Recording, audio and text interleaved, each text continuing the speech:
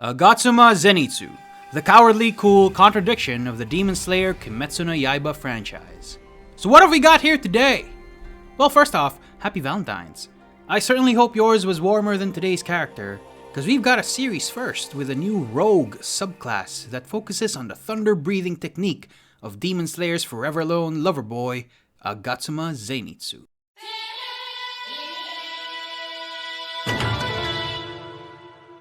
Welcome to My Wife is the MC.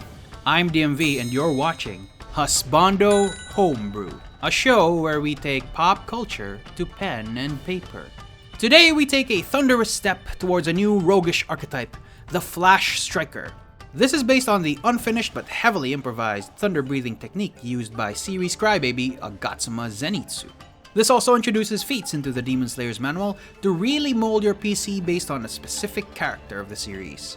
Before we begin, be sure to simp for that like button and subscribe to our channel or else I'll whine your ear off. The Flash Striker is an archetype who has dedicated their training to a specific and single breathing form, sharpening that skill to give their all in a single deadly strike.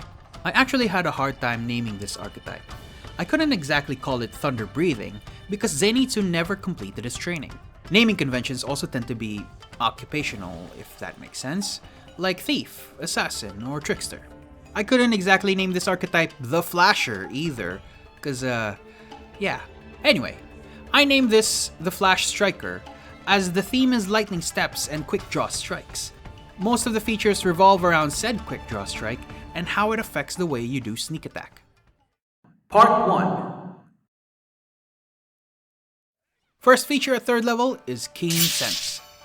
This is exactly the same as the Warrior of Breath's Keen Sense. And no, this subclass or any of the other subclasses aren't balanced for multiclassing. Setting that aside, let's look at the first form and the main meat of this subclass, the Thunderclap and Flash. This one gives you a new way to use sneak attack by moving forward in a straight line toward your enemy before unsheathing your blade and cutting them down with blinding speed, provided you follow the other rules of sneak attack. And much like the character, you do not provoke opportunity attacks if you keep moving after making the attack, so you can go past your enemy with your head down as you sheathe your weapon, clicking the hilt with the scabbard in time with your enemy's head falling off, assuming you deal enough damage. Those are your 3rd level features for this subclass and ones you will carry with you until you reach 9th level. The intent is to emulate the Yaiba style of swordsmanship that Zenitsu uses, and incorporate the anime's flashy aesthetic into the rules. Next, let's look at the 9th and 13th level features in Part 2, Flash and Dog. At 9th level, you get the Thunderclap and Flash Manifold. This one allows you to eke out just a bit more damage from your sneak attack by re-rolling them and getting the higher result. You can do this by doing what Zenitsu does, 10-foot zigzagging steps. Lightning effect not required, but certainly preferred. Next is the penultimate subclass feature, Godspeed, also known as the Ara Ara Ouchi. This is the 13th level feature that adds another dimension to your sneak attack. When you use your Thunderclap and Flash Manifold, you take the maximum value of each die instead of re-rolling them. This is a twice per long rest feature or thrice at 17th level, but you can regain it earlier by using at least half of your hit dice on a short rest. This does, however, have a bit of a drawback. If you use it all up, you become unable to move for a time, and then your speed is halved until you rest up or heal up. We're almost there. Next, we'll round out the rest of your blonde-haired swordsman with a feat and the final subclass feature in Part 3, Zenitsu. You might start wondering where the sleeping thing comes into play. Rogues don't get a lot of wiggle room in terms of power scaling compared to the other subclasses, so I instead opted to add feats. The next update for the Demon Slayer's manual comes with 3 feats, and for this video, we'll be looking at Unconscious Fighting. This one allows you to transform into cooler Zenitsu where you enter a state of semi-consciousness. There are many ways to enter it, such as waking up from rest, or waking up from death saves, or just outright becoming frightened. The advantage of this state is that you can't be frightened or blinded, of course, and you get blind sight for 60 feet. Lasts for 10 minutes or until you break concentration. There are other feats in this update, but I'll skip those and get to the next bit. Finally, at 17th level you get 7th form, Flaming Thunder God. If that isn't the most badass name ever. You know the adage, never let the rogue use sneak attack more than once per turn?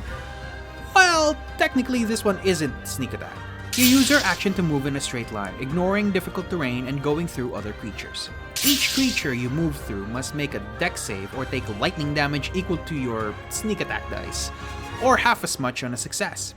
See, it's not sneak attack, it's lightning bolt. This one does use up one of your Godspeed uses. So at this point, you must have gotten more or less Zenitsu down to a T. Well, you would have to pick appropriate skills and expertise and have some in-setting variation for Thieves' Cant. But you know, I'm sure you can carry it the rest of the way from here. But before you go, I do challenge you to Part 4, Step Up. So, how did your Valentine's Day go? Let me know in the comments how you finally got the subclass of your dreams, and remember to check the Ko-Fi link in the description to get the latest version of the Demon Slayer's manual. If this is something you enjoyed, I ask that you leave a like and subscribe to the channel for more homebrew content. And send this to your crush so you both have something to talk about. Or go check out Tulok the Barbarian or Tabletop Nephilim.